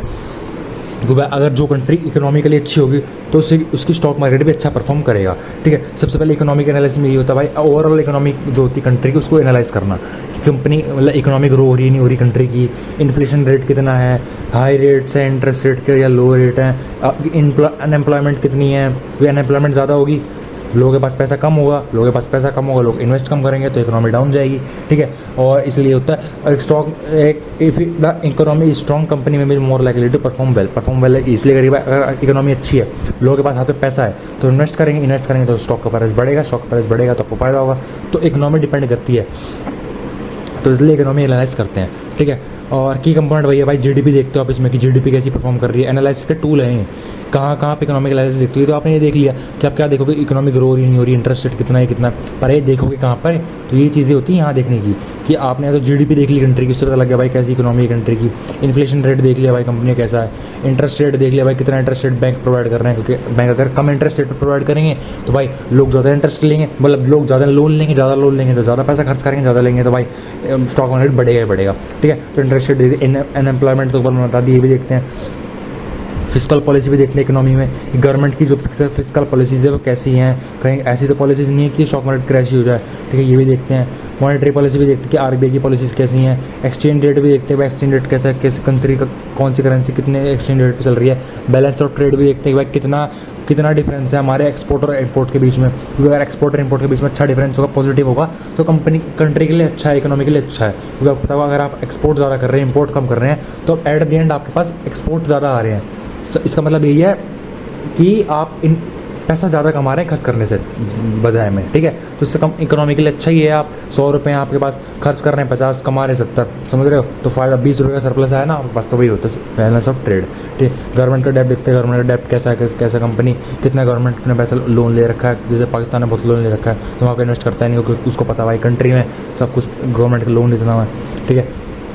इकोनॉमी एनालिसिस कहाँ से करते हो आप, एक तो भाई सेंट्रल बैंकिंग की रिपोर्ट देख के, सेंट्रल बैंक जो होता है कंट्री का, वो आपको जो जैसे आप हमारा तो RBI है शायद नहीं भाई, वही RBI है, बोलना मत कौन से देश का है तो, ठीक है। सेंट्रल बैंक जो है, सेंट्रल बैंक की रिपोर्ट है, सेंट्रल बैंक अपना रिपोर्ट पब्लिश करता है, उसमें सब बताता है कि भाई इन्फ्लेशन कितना आया है और आपके पास इंटरेस्ट रेट हम कितने करेंगे, हमारी मॉनेटरी पॉलिसी क्या है, तो उसको देख के आप ये एनालाइज कर सकते हो। गवर्नमेंट डाटा रिलीज़ करती है कई बार गवर्नमेंट ऐसा डाटा रिलीज़ करती है, इसके आप हेल्प से इकोनॉमिक एनालाइज कर सकते हो, ठीक है। उसके बाद इंडस्ट्री एनालिसिस होता है, सेकंड आता है इंडस्ट्री एनालिसिस। क्या होता है इंडस्ट्री एनालिसिस में भाई, वही एक इंडस्ट्री को चेक करना, कंपनी को नहीं, एक इंडस्ट्री को। जैसे फार्मा एक इंडस्ट्री है, टेक्निकल इंडस्ट्री है, जोमेटो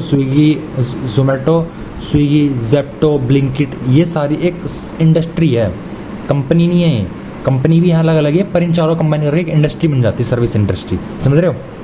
तो इंडस्ट्री का एनालाइज करना कि इंडस्ट्री जो भी है वो ग्रो कर रही है नहीं कर रही, कितना कंपटीशन है उस इंडस्ट्री में, कितनी क्या गवर्नमेंट के रूल इफेक्ट तो नहीं कर रहे हैं उन्हें, क्या ट्रेंड चल रहा है, क्या चैलेंजेस हैं उनके। तो ये सब देखना एक भी काम होता है हमारा कि इंडस्ट्री एनालाइज करना इन्वेस्ट करने से पहले, फंडामेंटल एनालिसिस के अंदर आता है, ठीक है।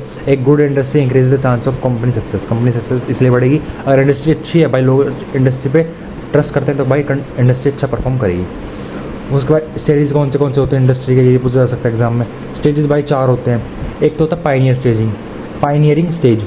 इसमें क्या होता है ना, इस स्टेज में कंपनियां बहुत कम होती हैं, ठीक है, बदला लिमिटेड कंपनियां होती हैं और लिमिटेड कस्टमर होते हैं, इसलिए ग्रोथ भी कम होती है कंपनीज़ की, ठीक है। और वो काफ़ी कुछ सीख रहे होते हैं, कस्टमर को नया होता है सब कुछ। कॉस्ट हाई होती है, भाई लोग कम खरीद रहे हैं तो कॉस्ट हाई लग रही है कंपनी को। 100 सामान लगाने में ज़्यादा कॉस्ट लगेगी, 1000 बनाएगी तो कम कॉस्ट लगेगी उसको एज़ कम्पेयर टू 100 बनाने में जो लगी थी, ठीक है, समझ रहे हैं आप। तो इस फर्स्ट फेज़ में यही होता है, कम कंपनीज होती है, कम कस्टमर्स होते हैं, इसलिए ग्रोथ कंपनी की स्लो होती है, कॉस्ट कंपनी की इस समय पे ज़्यादा होती है, प्रॉफिट कम और नेगेटिव भी होते हैं। फास्ट ग्रोइंग सेकंड स्टेज आता है, फास्ट ग्रोइंग। इस स्टेज में क्या होता है, क्विकली बहुत सारी कंपनी ज्वाइन कर लेती है, मतलब इंडस्ट्री बहुत जल्दी से मतलब क्विकली ग्रो करती है। क्यों?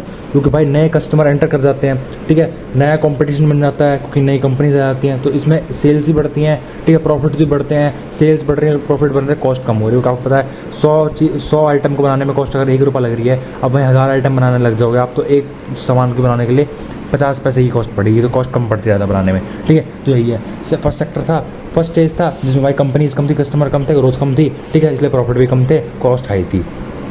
सेकंड स्टेप कहाँ पे आ गया, जहाँ पे कस्टमर्स बढ़ गए क्योंकि कंपनी बढ़ गई तो भाई कंपटीशन बढ़ गया तो भाई पूरे इंडस्ट्री में सेल्स बढ़ने लगी, भाई सारे लोग बेचने लग रहे हैं तो सेल्स बढ़ गई, लोगों के प्रॉफिट मतलब कंपनी के प्रॉफिट बढ़ गए, ठीक है, तो ये सब अदर और कॉस्ट कम हो गई। थर्ड स्टेज भाई अब इतना प्रॉफिट कमा रही है सारी कंपनी घुस जाएगी, सब तो प्रॉफिट नहीं कमा पाएगी ना, तो थर्ड स्टेज आता है स्टेबलाइजेशन का। सारी नई कंपनी घुसने लग गई, कस्टमर इतने आ गए और कंपनीज इतनी आ गई, कंपटीशन इतना आ गया, तो सब थोड़ी प्रॉफिट कमाएंगे। अब हो जाएगा कंपटीशन बढ़ गया, अब सब थोड़ा थोड़ा प्रॉफिट कमाने लगे। तो स्टेबलाइजेशन यही होता है। स्टेबलाइजेशन का मतलब यही होता है कि अब ग्रोथ जो है वो स्लो डाउन हो जाएगी, या लगा लो कि वो हो जाएगी, कह सकते हैं स्टेबल रह जाएगी, समझ रहे हो, क्योंकि इतना कंपटीशन आ गया, इतनी सारी कंपनीज आ गई, सब कंपनी प्रॉफिट थोड़ी कमा पाएगी। एक कंपनी थी पहले, उनके 10,000 कस्टमर से लगा लो, तो एक कंपनी के लिए 10,000 को डील कर रही थी, 10,000 को बेच रही थी, तो अच्छा सेकंड स्टेप पे अच्छी फास्ट ग्रोइंग चल रही थी उनकी। अब थर्ड स्टेप में क्या आ गया, मतलब अब क्या आ गया, इतनी सारी कंपनीज है, कस्टमर तो भैया ना, लोग थोड़ी आ जाएंगे कंट्री में लोग तो भैया आज भी, ठीक है, जो डिमांड कर रहे हैं सामान का, तो 10,000 ही लोग हैं। अब वही एक सामान को पाँच वो बेच रही हैं, 5 कंपनीज बेच रही हैं, तो क्या हुआ, स्टेबलाइजेशन आ गया ना भाई, सब में डिवाइड हो गई कस्टमर। 2000 उसमें लगा लो कि 10,000 पहले एक वो कंपनी से सामान खरीद रहे थे, अब क्या करेंगे, 10,000 वो है ना कस्टमर, तो वो अलग अलग से खरीदेंगे, तो कस्टमर बट गए इसमें, तब स्टेबलाइजेशन आ गया। अब प्रॉफिट कंपनी बहुत तगड़ा नहीं कमा पाएगी, क्योंकि इतनी सारा कंपटीशन आ गया, तो कंपटीशन में कंपनी थोड़ा बहुत ही कमा पाएगी, क्योंकि कंपनी जब कंपटीशन कम होता है तो भाई कंपनी बहुत अच्छा कमा पाती है, क्योंकि अकेला ही बेच रही है भाई, तो अकेली सेलर है, अकेले लोग से खरीदेगी, लोग इसे खरीदेंगे। पर स्टेबलाइजेशन में तो भाई कस्टमर उतना ही है, पर कंपटीशन बढ़ गया, तो स्टेबलाइजेशन डेक्लाइन में आता है, डेक्लाइन आ जाता है। फिर उसके बाद अब भाई अगर ऐसा स्टेबलाइजेशन चलेगा कि आपने भाई इतना कंपटीशन आ गया है, कोई प्रॉफिट कमा नहीं पा रहा है, बिल्कुल मतलब लगा लो इतने कस्टमर, सब इतना कंपटीशन है मार्केट में, मतलब कस्टमर बट गए हैं मार्केट में, मतलब जो पहले एक कंपनी सारे कस्टमर को टारगेट कर रही थी, अब इतनी सारी कंपनी मिलकर उन्हीं कस्टमर को टारगेट कर रही है, तो प्रॉफिट कम हो जाएंगे, प्रॉफिट कम कमा पाई, कॉस्ट वापस से बढ़ जाएगी, कंपटीशन क्योंकि बढ़ गया है। अब फोर्थ स्टेज में भाई उसका इम्पैक्ट देखने को मिलेगा कि डेक्लाइन मिल जाएगा। डेक्लाइन का मतलब है कंपनियाँ भाई कुछ तो बंद करके चली जाएंगी, क्योंकि उन्हें पता भाई इतना प्रॉफिट अब नहीं कमा पा रही, इतना कंपटीशन है मार्केट में, प्रॉफिट इतना नहीं कमा पाए, तो कंपनियाँ बंद करके जाने लगेगी, सेल्स गिर जाएंगी कंपनीज़ की, ठीक है, मार्केट गिर जाएगी, प्रॉफिट गिरने लग जाएंगे, कॉस्ट वापस से बढ़ जाएगी, तो यही होगा, ठीक है। तो मतलब कंपनी एनालाइज क्या थर्ड आता है, कंपनी एनालाइज भाई वो एनालाइज होता है जिसमें पर्टिकुलरली किसी कंपनी का एनालाइज कर रहे हो, ठीक है। पर्टिकुलरली आप लगा लिया कि जेप्टो लगा लो, जोमेटो लगा लेते हैं। जोमेटो ने जैसे कंपनी एनालाइज में आपने क्या करोगे, पर्टिकुलर कंपनी को एनालाइज करोगे, जैसे जेप्टो को आपने ले लिया, जेप्टो को एनालाइज करोगे आप अच्छे से कि जेप्टो के पास कितना फंड है, कितनी कैपिटल है, कितनी एसेट है, कितनी लायबिलिटी है, कितना प्रॉफिट कमा रही है, कितनी एसेट है, सब कुछ देखोगे, ठीक है। तो कंपनी के बारे में देखो, जो कंपनी एनालाइज में कंपनी के बारे में एनालाइज करते हैं, ठीक है, मैं बता दिया आपको। फ्रेमवर्क ऑफ कंपनी एनालिसिस में कैसे कैसे एनालिसिस होती हैं। दो तरह के एनालिसिस होते हैं आपके, एक तो फाइनेंशियल एनालाइज करते हैं और एक होती है नॉन फाइनेंशियल एनालिसिस। ठीक है, फाइनेंशियल में तो आप कंपनी के फाइनेंशियल स्टेट देखते हो, ठीक है, कि कंपनी के पास कितना प्रॉफिट है। फाइनेंशियली मतलब होता है पैसे के रिलेटेड, कंपनी को कितना प्रॉफिट कमा रही है, कितना लॉस है, कितने पैसे की एसेट है, कितने की पैसे की लायबिलिटी है, कितने का लोन है, तो सब पैसे में देखोगे आप। ठीक है, नॉन फाइनेंशियल में आप क्या देखोगे, कंपनी का पैसे की रिलेटेड से नहीं देखोगे, कंपनी की रेपुटेशन देखोगे। मतलब पैसे से कंपनी को नहीं जज कर रहे हो कि उसका बिजनेस कैसा है भाई, कैसी क्वालिटी का सामान करती है, कितनी ब्रांड वैल्यू है उसकी, कस्टमर बेस कैसा है, कितनी इनोवेशन करती है। ठीक है, तो इन चीज़ों पे एनालाइज करते हैं, तो वो नॉन फाइनेंशियल है, क्योंकि यहाँ पे पैसे के रिलेटेड नहीं कर रहे हो आप उसकी क्वालिटीज़ देख रहे हो। टेक्निकल एनालिसिस क्या होता है भाई, इसमें आप टेक्निकल एनालाइज आप याद कर सकते हैं। इसमें क्या होता है ना, आप पास्ट जो होता है ना, पास्ट डेटा को देखते हुए एनालाइज करते हो। पास्ट डेटा क्या होता है, आप क्या करोगे कि कई बार होता है ना, ट्रेडर क्या होते हैं वो पास्ट डेटा को देख के करते हैं, मतलब पास्ट में देखते हैं कैसा प्राइस था, पास्ट में क्या ट्रेंड चल रहा था, मार्केट में क्या कुछ था, पास्ट में कैसी बाइंग थी, कैसी सेलिंग थी। तो जो पास्ट के डाटा को देख के आज जो ट्रेड कर रहे हैं ना, वो लगा लो टेक्निकल एनालिसिस का यूज़ कर रहे हैं। टेक्निकल एनालिसिस में यही होता है कि पास्ट प्राइसेस को देख के, पास्ट के मार्केट चार्ट को देख के, पास्ट का जो मार्केट डेटा है, मार्केट का जो भी है, जितना भी आपके पास पास्ट में जो भी हो रखा है ना, आप उसको देख के अभी का प्रेडिक्ट करने की कोशिश करते हो, तो वो टेक्निकल एनालिसिस होता है। काफ़ी सारे ट्रेडर करते हैं कि भाई पीछे का प्राइस देखते हैं, पीछे का देखते हैं कि क्या पीछे क्या हुआ था, कितना गिरा था पिछली बार, प्राइस कितना बढ़ गया था, क्या कंपनी ने पिछली बार वॉल्यूम आया था कंपनी में। ठीक है, तो ये देखिए जो पास्ट के बेसिस पे जज करके आज खरीदने को टेक्निकल एनालिसिस कहते हैं। ठीक है, ये लिखा भी आप पढ़ सकते हैं, प्रेडिक्ट करते हैं फ्यूचर पास्ट की मूवमेंट देख के। ठीक है, आप पढ़ सकते हैं, मेन फीचर वगैरह लिखे हुए हैं इसके, किस पे बेस्ड होता है, ये 4-5 चार्ट होते हैं, इन पे बेस्ड होता है ये। ठीक है, इसके बारे में बता दूँ कौन सा चार्ट है, इनके एक्सप्लेनेशन में मैं दे दूँगा आप पे। ठीक है, प्राइस चार्ट होता है पीछे वाले का, उसको देखते हैं, मूविंग एवरेज क्या था पिछले साल का वो देख लेंगे, वॉल्यूम कितना था पिछले साल का वो देख लेंगे। पास्ट की चीज़ों पे देख के जो आज ट्रेड ले रहे हैं तो लगा लो टेक्निकल एनालिसिस का यूज़ कर रहे हैं। ठीक है, और उसके बाद मैं आपको डिफरेंस दिखाया, तो ये डिफरेंस काफ़ी इंपॉर्टेंट है भाई, आ सकता है बिल्कुल। ठीक है, पर ये फंडामेंटल एनालिसिस और टेक्निकल एनालिसिस के बीच में डिफरेंस है, मैं बता दीजिए आपको। फंडामेंटल में आप कंपनी के बारे में देखते हो, इकोनॉमी के बारे में देखते हो, सेक्टर के बारे में देखते हो, ठीक है, और सब कुछ देखते हो, मतलब उसकी फाइनेंशियल रिपोर्ट भी देखते हो, कैसे कंपनी परफॉर्म कर रही है। और टेक्निकल में बस आप कुछ नहीं देखते, आप देखते हो पीछे का उसका डाटा, पीछे कैसा परफॉर्म कर रही थी कंपनी, पीछे कितना प्राइस बढ़ा था, कितना गिरा था, कितना गया था, तो आप पीछे का देखोगे। ठीक है, आप पढ़ सकते हो अपने आप से। ठीक है, मैं स्क्रॉल कर देता हूँ, बाकी आप PDF डाउनलोड करके भी पढ़ सकते हो आपको। ठीक है, वहाँ से आपको अच्छा लगे तो आप वहाँ से कर सकते हो। ठीक है, क्रिटिसिज्म क्या होते हैं भाई, वही है भाई, फंडामेंटल फैक्टर को इग्नोर कर देते हैं, पास्ट डेटा पे करते हैं। वही दिक्कत है भाई, ज़रूरी थोड़ी है पास्ट पे जो अच्छा गया इस बार आगे भी वही काम चले। पास्ट में अच्छा परफॉर्म करा था कंपनी तो अच्छा आज भी हम आगे जाके भी करेगी, तो ये इसकी लिमिटेशन होती है। ठीक है, और आपको पता है कि टू मैनी वॉलेटाइल मार्केट में चलता नहीं है भाई, एकदम से स्टॉक मार्केट में क्रैश आ गया, क्या पास्ट का देख लोगे, पास्ट थोड़ी दिखा रहा था कि क्रैश आएगा, क्रैश आ गया जब क्या कर लोगे आप। ठीक है, भाई वही है, कैन नॉट प्रेडिक्ट सडन, वही है, एकदम से आप प्रेडिक्ट भी नहीं कर सकते कि भाई आप कह रहे हो भाई नहीं पास्ट में हो तो अभी भी यही होगा। हमेशा जो पास्ट में हुआ था ज़रूरी नहीं है फ्यूचर में ही वही हो। ठीक है, लॉन्ग टर्म के लिए अच्छा बिल्कुल भी नहीं हो भाई, ज़रूरी नहीं है लॉन्ग टर्म में जो पीछे हुआ वो भी आ गया, तो आप समझ सकते हैं। टेक्निकल एनालिसिस के टूल्स कौन से होते हैं, इंस्ट्रूमेंट जैसे कहते हैं, किस किस बेसिस पर करते हैं, जो मतलब टेक्निकल एनालिसिस पर ट्रेड लेते हैं वो इन चीज़ का यूज़ करते हैं, प्राइस चार्ट वगैरह, ट्रेंड लाइन वगैरह, मैंने इसकी डेफिनेशन वगैरह लिखी हुई है, आप पढ़ सकते हैं अपने आप से। ठीक है, मैं स्क्रॉल कर देता हूँ, आप पढ़ सकते हो, क्योंकि आपको पढ़ने से समझ आएगी, ऐसे आप समझ नहीं आ सकती आपको। ठीक है, आप और उसके बाद ये पढ़ लेना भाई, ये भी काफ़ी इंपॉर्टेंट है, डो थ्योरी, ये काफ़ी इंपॉर्टेंट है। ठीक है, इसमें क्या लिखा है, one of the oldest and most important theory है टेक्निकल एनालिसिस की। इसमें यही बताया गया है कि एक जो प्राइस है ना स्टॉक मार्केट में, किसी भी चीज़ का, किसी भी स्टॉक का प्राइस है ना, एक ट्रेंड में घूमता है, एक ट्रेंड में मूव करता है। ऐसा नहीं है वो रैंडमली मूव कर रहा है, नहीं, ट्रेंड में मूव करेगा, या तो अपवर्ड ट्रेंड में जाएगा, डाउनवर्ड ट्रेंड में जाएगा, या साइडवेज ट्रेंड में जाएगा, कि मतलब सेम ही रह रहा है हर टाइम। ठीक है, तो एक ट्रेंड में चलता है प्राइस, ठीक है, रैंडमली नहीं चलता है। और एक डो की थ्योरी है ना, ये एक वे है स्टडी करने का स्टॉक मार्केट को, कि कैसे आप प्राइस को देख के पता लगा सकते हो स्टॉक के बारे में, क्योंकि एक प्राइस जो है ना वो सब कुछ बता देता है, समझ रहे हो।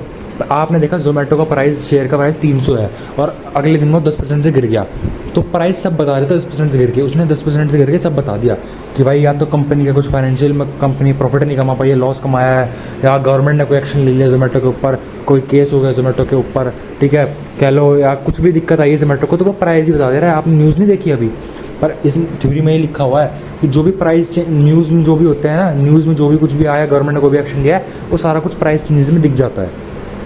ठीक है, स्टॉक मार्केट में भी ये होता देखा होगा आपने, कहीं पे वॉर वगैरह हो जाती है, या 500,000 के नोट बैन हुए थे, ये वो वगैरह डिमोनेटाइज हुए थे, तो वहाँ पे आपने देखा होगा एकदम से कंट्री में वो आया, तो क्या आप स्टॉक मार्केट देख कैसे गिरी थी एकदम से, तो स्टॉक मार्केट को देख के कोई भी अंदाज़ा लगा सकता है कि भाई क्यों गिरी है, समझ रहे हो? तो इसका मतलब ये कहने का मेरा मतलब ड्यू थ्योरी यही कहती है कि एक जो प्राइस होता है ना किसी भी चीज़ का, स्टॉक का लगा लो या मार्केट का लगा लो, प्राइस सब बता रहता है कि क्या इन्फॉर्मेशन मार्केट में चल रही है, क्या कुछ हो रहा है। जोमेटो का अगर प्राइस गिरा है तो आसानी से बता देगा आपको जोमेटो का प्राइस गिर के कि भाई जोमेटो का प्राइस क्यों गिरा है। ठीक है, गिरा है तो क्यों ही गिरा होगा यार, उसके अच्छे प्रॉफिट नहीं आया होगा, कंपनी को एक्शन ले लिया होगा, समझ रहे हैं ना। तो प्राइस सब कुछ बता देता है, प्राइस के अंदर सब कुछ इंक्लूड होता है, सारी न्यूज़ इंक्लूड होती है प्राइस के अंदर। प्राइस मतलब सारी न्यूज़ बता देता है। ठीक है, की प्रिंसिपल्स कौन से होते हैं? 3 ट्रेंड होते हैं। प्राइमरी ट्रेंड होता है इसमें भाई लॉन्ग टर्म के लिए होता है, इसमें बुल मार्केट होता है और बियर मार्केट होता है। लॉन्ग टर्म के लिए, लॉन्ग टर्म में 2 ही चीज़ होती हैं। ठीक है, या तो बुल होगा बहुत अच्छे से बढ़ेगा मार्केट, या बियर होगा बहुत से गिरेगा। ठीक है, और सेकेंडरी मार्केट, सेकेंडरी ट्रेंड होता है जिसमें शॉर्ट टर्म करेक्शन होती है, मतलब शॉर्ट टर्म के लिए गिरता मिलता रहता है। आपने देखा होगा जैसे आज गिर गया कल बढ़ गया, कल बढ़ गया आज गिर गया, ये चलता रहता है, वो शॉर्ट टर्म करेक्शन में आता है। सेकेंडरी ट्रेंड ये होता है। थर्ड होता है daily ups and downs. Daily ups and downs आजकल के लिए हुआ। ठीक है, कि आपका आज बढ़ा कल गिरा, कल बढ़ा परसों गिरा। ठीक है, ये होता है short term daily ups and downs. Minor trend ये होता है। ठीक है, सेकेंडरी ट्रेंड होता है जो शॉर्ट टर्म करेक्शन। तो शॉर्ट टर्म करेक्शन मतलब इस हफ्ते इसने 10% का प्रॉफिट दिया, ठीक है, और अगले हफ्ते इसने 10% लॉस दे दिया, तो शॉर्ट टर्म करेक्शन है। ठीक है, शॉर्ट टर्म करेक्शन है। या लगा लो 1 महीना इसने अच्छा रिटर्न दिया, 1 महीने ऐसा दिया, तो शॉर्ट टर्म करेक्शन है। और प्राइमरी ट्रेंड होता है लॉन्ग टर्म वाला। लॉन्ग टर्म में या तो मार्केट गिरता है या बढ़ता ही है। ठीक है, लॉन्ग टर्म में ये होता है। लॉन्ग टर्म मतलब 1 साल से ऊपर की बात कर रहा हूँ मैं। 3 फेज़ होते हैं भाई।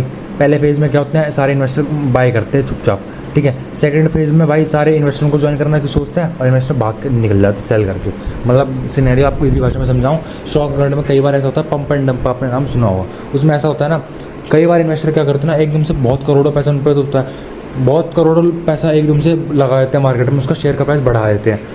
बढ़ा दी शेयर का प्राइस, सेकंड स्टेप क्या आ जाएगा, पहले क्या करा, साइलेंटली इन्वेस्टर्स ने बहुत तगड़ा पैसा इन्वेस्ट कर दिया, एकदम से प्राइस बढ़ गया स्टॉक का। ठीक है, उसने क्या करा, लोगों का ध्यान अट्रैक्ट करा। ठीक है, और लोगों का ध्यान पड़ गया स्टॉक पे। अब सेकंड स्टेप में क्या होगा, लोग ज्वाइन कर लेंगे उसको, लोग देखेंगे भाई बड़ा तेज़ी से बढ़ रहा है स्टॉक तो, ठीक है, वो ज्वाइन करने की कोशिश करेंगे इसको, वो ज्वाइन कर लेंगे।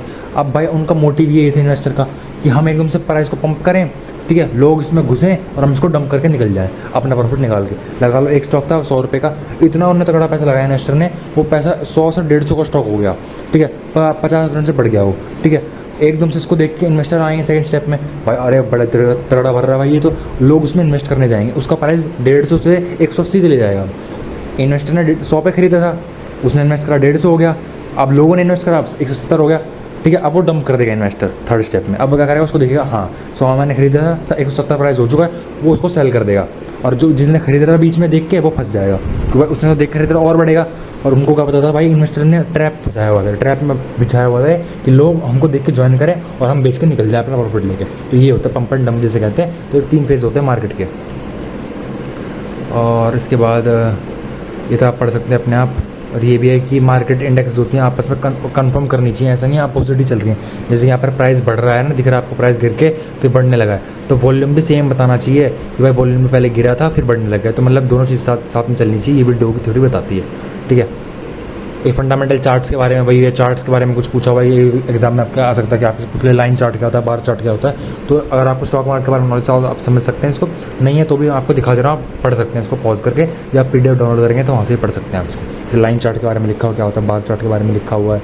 ठीक है, कैंडल स्टिक चार्ट क्या होता है, MACD क्या होता है, रिलेटिव स्ट्रेंथ इंडेक्स क्या होता है, RSI जिसे कहते हैं, जो स्ट्रेंथ बताता है कितनी स्ट्रेंथ है ये। और अब आता है इफेक्टिव मार्केट हाइपोथेसिस। ठीक है, ठीक है, अब इफेक्टिव मार्केट हाइपोथेसिस के बारे में पढ़ते हैं। ये एक आइडिया है फाइनेंस का जो कहता है कि प्राइस का जो चेंज है ना, वो सारी इन्फॉर्मेशन जैसे मैंने ऊपर बताया भी था आपको। ठीक है, ऊपर उन्होंने बताया था वही थ्योरी है ये। ठीक है, वो मैंने वैसे बताया था आपको थ्योरी, मतलब उसको वर्बली मैंने आपको बता दिया था, यहाँ पे वो लिखा हुआ है, रिटर्न में लिखा हुआ है कि क्या होता है एफिशिएंट मार्केट हाइपोथेसिस क्या होता है। इसमें ये होता है, एक थ्योरी है जो कि मतलब ऐसा बताती है कि फाइनेंस जो है ना, जो मार्केट है उसके जो प्राइसेस होंगे ना, वो सारी जो फाइनेंशियल एसेट के रिलेटेड जो भी इन्फॉर्मेशन है ना, सबको बता देती है वो। जो कि मैंने ऊपर एक्सप्लेन करा हुआ है, मैंने एक्सप्लेन एक बार कर चुका हूँ, तो मैं दोबारा एक्सप्लेन तो नहीं करूँगा, ये आप पढ़ सकते हैं। इसमें क्या होता है, एग्जाम में क्वेश्चन इसके बारे में आ सकते हैं, इंपॉर्टेंट है। ठीक है, पढ़ लेना इसको क्या होता है, इसके बारे में पढ़ लो आप, मेन आइडिया क्या होता है वगैरह क्या होते हैं। Forms of efficient market hypothesis एक होती है, 3 तरह की होती है। तो वीक फॉर्म एफिशिएंसी होती है जिसमें सारी चीज़ें इंक्लूड, मतलब वीक फॉर्म ऑफ एफिशिएंसी होती है इसमें एफिशिएंसी बहुत कम होती है। इसमें ये माना जाता है कि शेयर के प्राइस में सारी चीज़ें इंक्लूड हैं, ऑल पास डाटा इंक्लूड है। ठीक है, सो स्टडिंग पास डाटा से आपको कुछ नहीं होगा क्योंकि पहले से इंक्लूड है उस चीज़ में। ठीक है, समझ गए होंगे आप पास डाटा को, ठीक है। और सेमी स्ट्रॉन्ग नहीं होते, इसमें एफिशिएंसी होती है पर थोड़ी मीडियम होती है, जिसमें सारी पब्लिक इन्फॉर्मेशन एक प्राइस के अंदर देखी जा सकती है। कि सेमी अगर लगा लो मार्केट अगर सेमी स्ट्रॉन्ग फॉर्म एफिशिएंसीज पे है तो आप लगा सकते हो। ऐसा हो सकता है कि जो भी पब्लिक इन्फॉर्मेशन है, लगा लो न्यूज़ वगैरह है, ये सारी प्राइस में इंक्लूडेड होगी। जैसे कोई भी न्यूज़ अगर एकदम से आई स्टॉक मार्केट की, मतलब एक जोमेटो के कोई भी नेगेटिव या पॉजिटिव न्यूज़ आई तो एकदम से इसका स्टॉक का प्राइस बढ़ जाता है। तो आप इसे क्या समझ सकते हो आप, हमारी सेमी स्ट्रॉन्ग फॉर्म एफिशिएंसी है जिसमें न्यूज़ से जो भी इम्पैक्ट आ रहा है वो स्टॉक मार्केट के प्राइस पे दिख रहा है, ठीक है। और स्ट्रॉन्ग फॉर्म एफिशिएंसी तो इसमें स्ट्रॉन्ग होती है एफिशिएंसी, लगा लो इसमें सारी इन्फॉर्मेशन इंक्लूड है। कोई लगा लो पब्लिक इन्फॉर्मेशन आए, कोई प्राइवेट इन्फॉर्मेशन आए, कोई गवर्नमेंट की इन्फॉर्मेशन आए, कोई इंटरनेशनल इन्फॉर्मेशन आए, कहीं से भी कुछ भी आए जो भी स्टॉक को इफेक्ट कर रही है वो स्टॉक के प्राइस में आपको देखने को मिल जाएगी। प्राइस आपको अपने आप दिखा देगा कि वो गिर जाएगा या दिखाने के लिए वो बढ़ जाएगा, इससे आपको अपने आप पता लग जाएगा कुछ ना कुछ दिक्कत तो आई है, ठीक है। ये आप पढ़ सकते हैं, ये भी इंपॉर्टेंट है, ठीक है। अब अपने आप रीड करेंगे तो आपको ज़्यादा जल्दी समझ आएगा, ठीक है। ये भी आप पढ़ सकते हैं, एफिशिएंट मार्केट वगैरह क्या होती है मैंने लिखा हुआ है, ये भी लिखा हुआ है, आप ये पढ़ सकते हैं। मैंने एक्सप्लेन करा हुआ है इस तो सारी चीज़ें, तो फिर मैं आपको दिखा रहा हूँ, ठीक है। चैप्टर 4 जो लास्ट चैप्टर है, मतलब आप होता है 4 चैप्टर है, 4 में से भाई 2 थ्योरी के हैं, ठीक है, और 2 न्यूमेरिकल के हैं, ठीक है। और 4th चैप्टर है, थोड़ी सी थ्योरी मैं वो भी करा देता हूँ। इसमें बॉन्ड के बारे में बताया, बॉन्ड क्या होते हैं यार, बॉन्ड मैंने ऊपर बता दिया था आपको यार, ठीक है। दोबारा क्या ही बताना है इसको। बॉन्ड जो होता है गवर्नमेंट के बॉन्ड होता है, इसमें कम रिस्क कम रिटर्न होता है, ठीक है। ये लॉन्ग टर्म के लिए, मतलब इसको एक फिक्स इनकम के लिए लोग बाय करते हैं ज़्यादातर, इसको ओल्ड एज के लोग बाय करते हैं जिनको अब फिक्स इनकम की ज़रूरत होती है, क्योंकि इनमें रिस्क तो होता नहीं और एक फिक्स इनकम ही दे देते हैं। कम पैसे देते हैं ज़रूर पर फिक्स दे देते हैं, फिक्स मतलब देते रहते हैं, ऐसा नहीं है कि देंगे आज कल देंगे कल नहीं देंगे। तो ये सब बॉन्ड होते हैं। बॉन्ड के बारे में कुछ लिखा हुआ है, कैरेक्टर से क्या पढ़ सकते हैं, फेस वैल्यू बॉन्ड क्या होती है। फेस वैल्यू होती है जिसमें जिस वैल्यू पे वो बॉन्ड मिल रहा है। मैच्योरिटी होती है कि जब वो मैच्योर हो जाएगा, मतलब 4 साल बाद मैच्योर हो जाएगा, जैसे एफडी मैच्योर होती है, ठीक है। कूपन रेट होता है कितना इंटरेस्ट रेट है उसका, ठीक है। कॉल डेट आप पढ़ सकते हैं, यील्ड टू कॉल पढ़ सकते हैं, यील्ड टू मैच्योरिटी पढ़ सकते हैं कि मैच्योर जब तक उसकी मैच्योरिटी हुई, मतलब 5 साल की मैच्योरिटी थी तो मैच्योरिटी होने पर उसने कितना यील्ड करा, हमें कितना फ़ायदा दिया, कितना इंटरेस्ट दिया, तो वो ये होता है। क्रेडिट रेटिंग क्या है आप पढ़ सकते हैं। टाइप्स ऑफ बॉन्ड, कैसे कैसे बॉन्ड होता है। फ्लोटिंग रेट बॉन्ड होते हैं जिसमें भाई रेट फ्लोट करता रहता है, मतलब ऐसा रेट नहीं फिक्स रहेगा, उसमें रेट करता है फ्लोट, समझ रहे हैं। रेट जो होगा वो डिपेंड करता है कि मार्केट कंडीशन कैसी है। ऐसा नहीं होना कि 10% देंगे तो चलो 10% ही मिलेगा आपको, नहीं। अगर मार्केट ने अच्छा परफॉर्म करा आपको 15% भी दे सकते हैं, मार्केट ने खराब करा तो 5% भी दे सकते हैं, ठीक है। गवर्नमेंट बॉन्ड क्या होते हैं आप पढ़ सकते हैं, तो मैंने ऊपर बताया ही था आपको। उसके बाद कॉर्पोरेट बॉन्ड होते हैं, कॉर्पोरेट कंपनियाँ इशू करती हैं। परपेचुअल बॉन्ड क्या होते हैं वो आप पढ़ सकते हैं, ठीक है। कन्वर्टेबल बॉन्ड कौन से होते हैं कि आप कन्वर्टेबल बॉन्ड वो होते हैं जिसके पास आप खरीदने के बाद आपके पास एक राइट आ जाता है कि आप उसको एक समय के बाद इक्विटी शेयर में कन्वर्ट कर सकते हो। कि अपने खरीदे बॉन्ड पर कुछ समय बाद आपके पास ये वो आ जाएगा कि आप इक्विटी शेयर में भी उसको कन्वर्ट करा सकते हो। जीरो कूपन बॉन्ड होता है जिसमें भाई जीरो इंटरेस्ट रेट होता है, पर इसमें आपके पास फ़ायदा ये होता है कि ये डिस्काउंट पे आप सस्ते मिल जाते हैं, समझ रहे हो। मार्केट में 100 रुपये का होगा आपको 80 में दे देंगे, बस आपको फ़ायदा 20 रुपये का वहीं फ़ायदा हो गया। इसमें यही फ़ायदा होता है, ठीक है। इसमें ऐसा नहीं होता कि भाई इंटरेस्ट रेट देंगे आपको 10% का इंटरेस्ट मिलेगा, नहीं। आपका इसमें ऐसा होगा 100 का मार्केट में मिल रहा होगा आपको 80 का दे देंगे, ये आपका फ़ायदा यहाँ में होता है, मतलब इंटरेस्ट से आपका फ़ायदा नहीं होता। इन्फ्लेशन लिंक बॉन्ड वो होते हैं, आप पढ़ सकते हैं क्या होते हैं, पढ़ सकते हैं, ठीक है। बस ये कुछ था, 1 घंटे में वीडियो निपटी हुई है, ठीक है। तो अब ये तो मैंने पढ़ा दिया आपको। अब बात करते हैं कि PDF कैसे डाउनलोड करते हैं, और उसके बाद करूँगा न्यूमेरिकल की बात।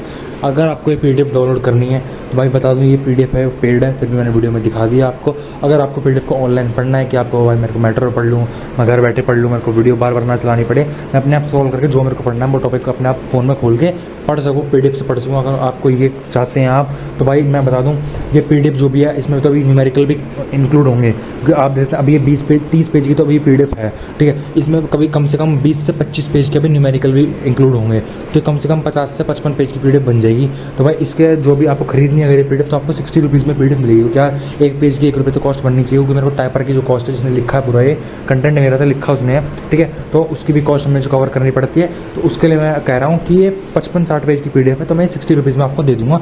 और अगर आपको खरीदनी है, अगर आपको PDF से पढ़ने का भी फ़ायदा होता है यार, आप घर बैठे कभी भी पढ़ सकते हो, आपको बार-बार वीडियो में आगे पीछे करने की जरूरत नहीं पड़ती, आप अपने आप से जो पढ़ना है आप अपने आप सॉल्व करके पढ़ सकते हो।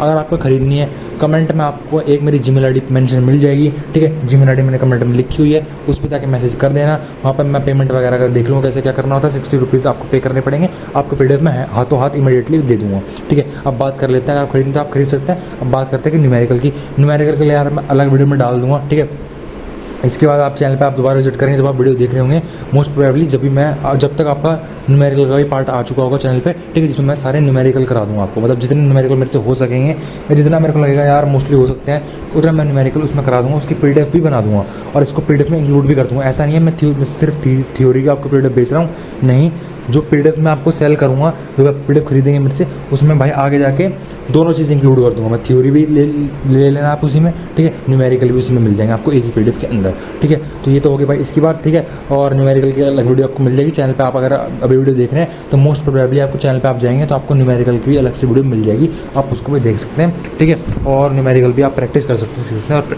PDF में तो आपको मिल ही जाएंगे न्यूमेरिकल, ठीक है। तो ऐसे ही और एग्जाम की प्रिपरेशन के लिए और गवर्नमेंट जॉब अपडेट्स या वर्क फ्रॉम होम अपडेट्स के लिए चैनल को सब्सक्राइब कर लें।